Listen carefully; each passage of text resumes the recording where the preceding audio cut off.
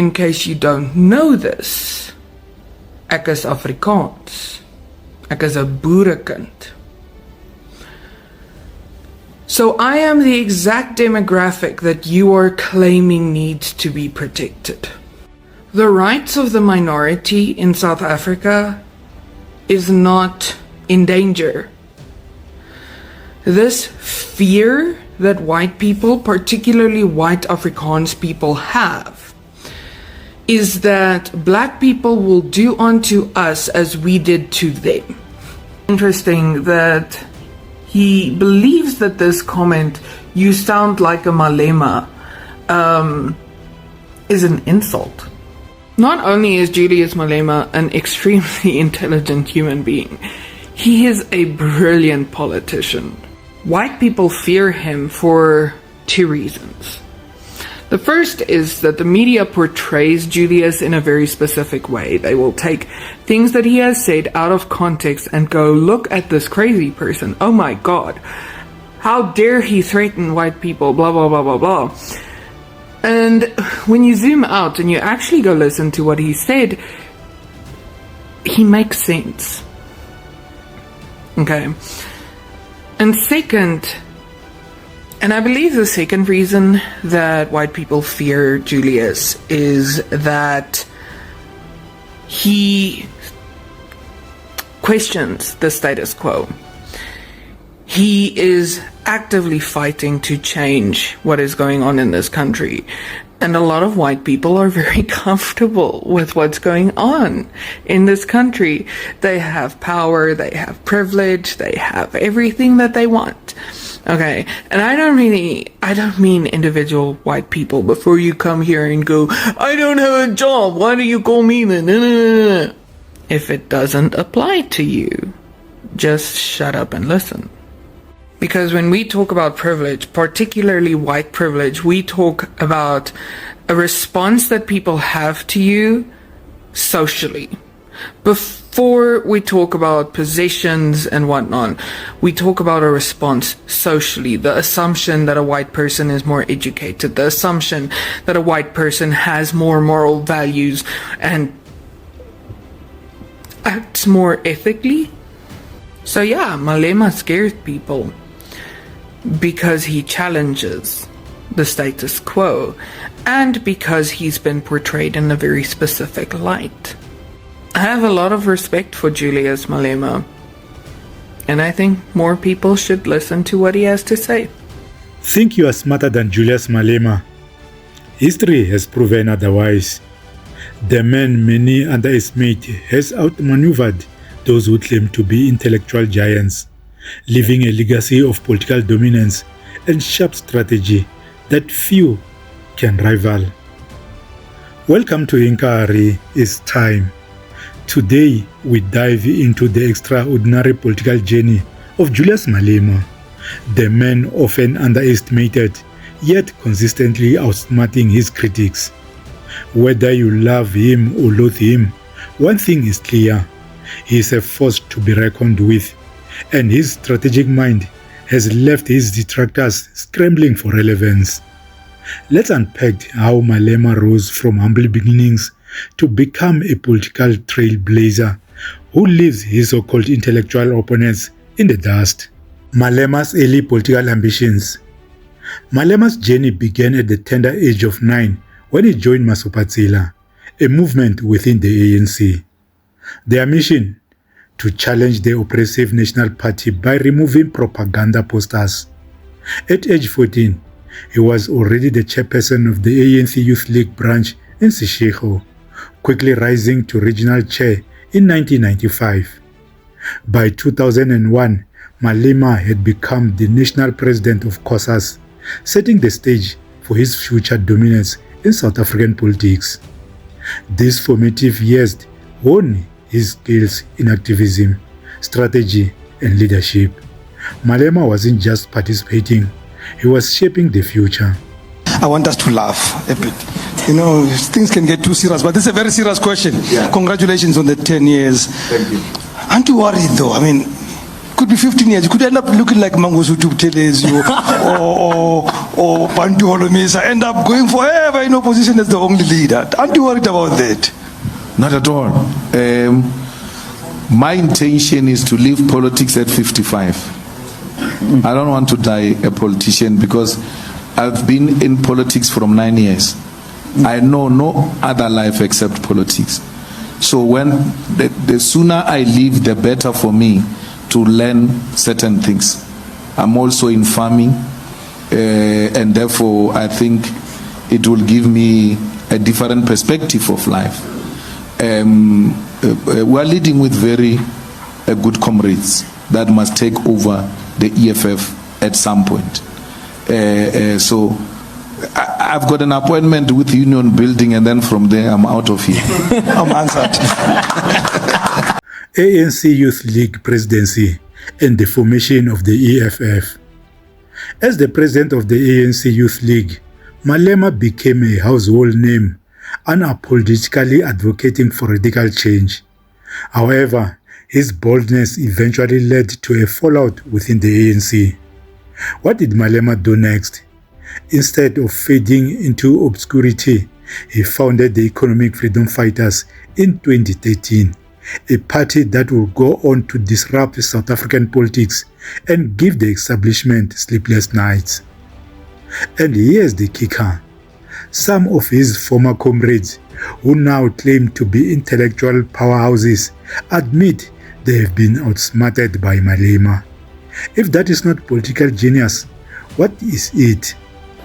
All I'm saying is that you are so prepared to chase people who violate the rules and keep a man who violate the constitution. Honorable Malema. You are prepared to chase out Honorable people Malema, who are protecting the constitution please in the name of the rules. leave the If there is chamber. anyone who must leave, Honorable it's this Malema, one. leave the chamber. I'm not going anywhere. I'm elected here. We will assist you to go. Wait. We will assist Let me you to tell you, go. wait. Because That's what one thing exactly we would like you to assist That's us. what. That's exactly what made Very you nice. not to be a candidate of the Women's League. Exactly that. Your conduct has failed you to be a candidate for president because you are irrational, you are impatient, you are partisan. Even your own people have dumped you. After they told you you are their candidate, you went home to do On a point of telling order. ancestors you are going to be a president. After that, they dumped you because of this conduct. Exactly this conduct. How do you chase Honorable- us for breaking the rules Honorable and you are Malema, not chasing a man point of who order. has broken Honorable Malema, his we are not oath going of to be office, abused his by you. constitution? We are abused by Zuma here. We are not going to We are allow abused you by Zuma. to abuse us the whole night. No, we are abused by Zuma. You are scared of Zuma. He used you, he dumped you. He used you and promised to you that you are going to be a president. And you went home, you slaughtered a cow. On a He point dumped of you. order. He dumped you. We are abused by Zuma here. Honorable Malema, please can do leave the anything. house. Honorable Malema, If you want to leave kill the house. us now. May I You can ask call soldiers to come and the kill us sergeant now. at arms to please escort Honorable Call Malema soldiers to out come of the and kill house. us now. We are not going to be addressed by criminals. Go and address prisoners, not members of parliament. Back to me, Bloody London. Kruku Gwen. Uyasebenzela imali yaseLondon. Zuma ke le code. Outsmarting the critics. Malema has repeatedly proven his ability to outthink and outmaneuver those who underestimate him. While others dwell in theory, he takes action, turning criticism into opportunity and setbacks into comebacks. Even those who claim to have single-handedly formed the EFF have openly considered that Malema's sharp thinking left them in the dust. This isn't accidental, it is the mark of a political mastermind. Whether it's his ability to command the stage, dominate debates, or mobilize support, Malema knows how to stay ahead of the curve. You know, people want to tell us that we cannot talk about free education. We hijacked the story of the free education and all that. But the biggest march I organized here in Johannesburg when I was a president of COSAS, it was demanding free education. All of these clowns were not there. So no one can tell me that, no, you are speaking about free education now because you see people talking about it. It is on record, it is on archives. The biggest march here in the city of Johannesburg by the students, the last one, was led by me demanding free education before it became fashionable now. So land, nationalization, all of those issues that I'm advocating for now are the same issues I've advocated for while I was in COSAS, while I was in the ANC. Corruption, we fought against it while we're in the ANC, because my 2011 speech was anti-corruption speech, that you cannot surrender the powers of the president to a family because of a corrupt relationship you have with the Gupta family. So otherwise, I'm content, I'm happy. I think I'm growing properly. No point of return or going back? Well, I think the ANC is going to have to rely on people like us outside for its direction, because it's directionless. You cannot see people who are directionless doing what they are doing and then you go and join them. There is no direction. President Ramaphosa demonstrated with his reshuffle that there is no direction. He's got a lot of people to satisfy. The NDZ people, the ANC, the CR, the SACP, COSATU, and then White Monopoly Capital also has got its own people. So it's a concoction, and when you check all of them, they do not have the same, agenda. So why should I go back to contribute to such a confusion? A thorn in the establishment side. For years, Julius Malema has been a thorn in the side of the political establishment, fearlessly challenging the status quo. His track record speaks volumes, from championing economic freedom to holding the powerful accountable. Malema has cemented his place as one of the most politically conscious leaders of our time. When we are in parliament, we are fighting for the land. That's why today we are prevented to come to the state of the nation, because they know we'll go there and fight for our land. We fought with Zuma. Zuma has never banned us from going to parliament. Today, a man that they said is the most democratic man, a transparent man, a man who's not corrupt, has banned the EFF from participating in the State of the Nation address because he is scared of the EFF. But he will never suppress the voice of the voiceless, because whether Malema is in parliament or not, members of the EFF are there in parliament, and the EFF presence will be felt in parliament.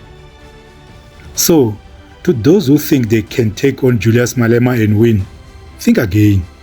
His journey from a 9-year-old trailblazer to the commander-in-chief of the EFF has shown us that he is more than just a politician. He is a strategist, a disruptor, and a force to be reckoned with. Love him or hate him, you can't deny his impact. Ourselves, Mkhonto Wesizwe, ANC, combined were 75% of the votes. We can change this constitution. Helen Zille says, we took a conscious decision that there will never be ANC, EFF, Mkhonto Wesizwe alliance. It will never happen. Why? They know that that alliance is going to bring meaningful changes, not some lip service. They know that when we say we'll expropriate land without compensation, they will say it's unconstitutional. We amend the constitution to make it constitutional and then expropriate the land. They know what we are capable of. And the ANC lies through its teeth that we made unreasonable demands. But no journalist cared to ask them, what were those unreasonable demands the EFF made? King in Trelungur EFF asked for, which the DA did not ask for. What is it that made you and the EFF to fight so much that you don't even want to see one another? Because anyway, MK, ANC, EFF is the same family. We come from the same things. There is nothing I'm saying today which Nelson Mandela did not say, by the way. Everything that we are saying, it is in the Freedom Charter. So when you say the EFF demanded unreasonable thing, just tell us one thing which they asked for which is outside the Freedom Charter. What is it? This illiterate Mbalula will never tell you what is the story about the whole thing. He has got no idea. He just says, no, they are unreasonable. Now they are telling us that there are black parties. What about black parties? The ANC has declared itself a non-racial organization long before it went into alliance with the DA. But when you ask them, why are you working with the DA? They say, we want a non-racial GNU. So we said to them, oh, all along without the DA were you being racial? Because it looks like you are now being non-racial when there is DA. The non-racialism of the ANC, including the non-racialism of the National Democratic Revolution, requires no validation of the DA. It has always been without the DA. And this distortion must never be accepted. What do you think about Julius Malema? Is he the political genius we've just described? Or is there more to the story? Share your thoughts in the comments below. And don't forget to like, share, subscribe, and hit the notification bell for more insightful content from Inkarhi Its Time. Together, let's navigate these political complexities and uncover the truth. Thank you for watching and take care.